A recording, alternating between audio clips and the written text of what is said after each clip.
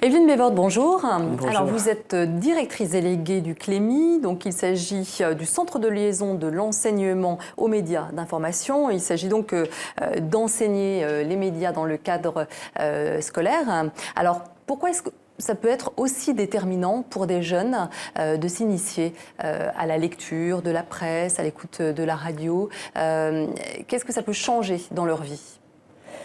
Alors, l'objectif, évidemment, de cet enseignement, c'est de partir du fait que les jeunes ont des pratiques médiatiques très développées, de fait, dont ils n'ont pas toujours conscience, et puis de les aider à en faire quelque chose d'extrêmement positif et enrichissant pour leur vie personnelle, sociale, et donc essayer de leur donner un certain nombre de clés pour être capable, justement, de percevoir les différences de traitement de l'information d'un média à l'autre, d'un support à l'autre, et puis de faire leur choix. C'est ce que dit très bien l'élève, la jeune élève qui est interviewée, c'est que effectivement l'idée c'est pas de porter un jugement de valeur, mais c'est de donner aux élèves un certain nombre de clés pour qu'ils sachent avec quels médias ils ont envie de continuer à s'informer, de rechercher un certain nombre d'informations particulières, voilà.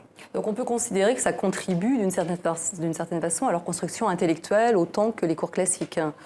Ah, complètement. C'est de toute façon, l'idée, c'est que cette éducation média est à la fois un soutien pour les autres disciplines plus classiques et en même temps s'y abreuve parce que on voit bien les liens avec l'enseignement de lettres, d'histoire-géographie, d'art plastique, y compris de sciences, évidemment, puisqu'aujourd'hui l'information scientifique occupe une part très importante.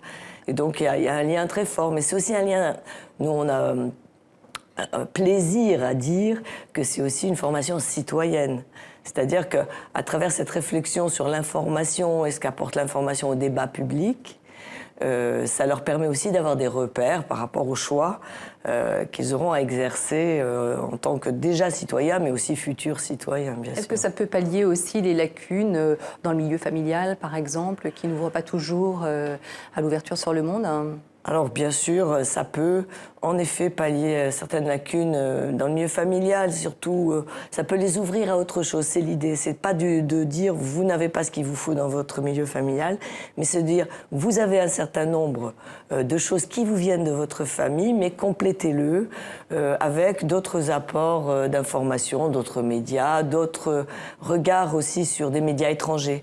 On aime beaucoup l'idée de leur faire comprendre que l'information est quelque chose aussi très culturel. Alors, c'est d'autant plus vrai avec Internet aujourd'hui. Qu'est-ce qu'ils regardent en premier lieu? Est-ce que c'est par exemple Internet? Est-ce que la presse papier a encore la cote chez des élèves de 3e, seconde, première? Ça, c'est très variable. Ce qu'on sait, c'est qu'effectivement, lorsque des jeunes cherchent une information, le premier réflexe, c'est souvent via Internet ou via les réseaux. Parce que leurs amis les alertent sur certaines informations et du coup, il y a un chaînage qui se fait.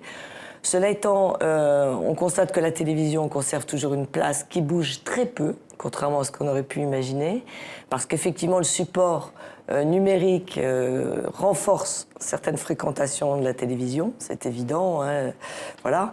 Mais par rapport à la presse écrite, c'est à la fois ambigu, c'est-à-dire qu'à la fois, ils vont pas avoir le réflexe d'acheter un quotidien, c'est une certitude.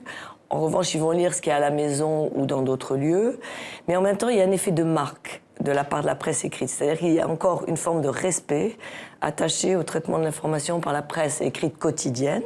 Cela étant, les magazines restent très lus par les jeunes. Alors, votre rôle à vous, c'est d'aider les enseignants à l'apprentissage aux médias. Vous leur donnez quels outils de travail, hein? Alors, donc le CLEMI en tant que tel existe au niveau national, mais au niveau des différentes académies en France.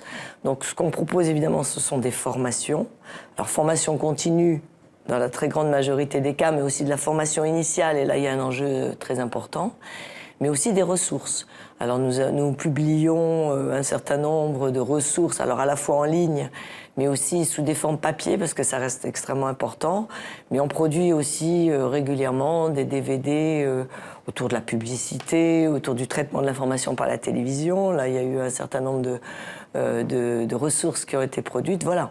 Et d'être, en fait, et aussi, on essaye de garder une proximité de terrain avec nos équipes académiques. Alors ça concerne quel enseignant en fait? Les profs d'histoire, les profs de français, est-ce qu'ils sont volontaires? Comment ça se passe? Alors l'idée, c'est que ça concerne l'ensemble des enseignants, hein, depuis l'enseignant de maternelle jusqu'à l'enseignement hyper spécialisé en lycée ou en lycée professionnel. Parce que je pense, enfin c'est un peu l'approche française, c'est de dire que l'éducation aux médias doit être proposée de façon transversale et par des enseignants de disciplines très variées, de façon à ce que chacun se réapproprie, au fond, une démarche d'analyse, de distanciation et aussi de réflexion sur ce que l'information apporte à leur discipline. Merci Evelyne Bévort.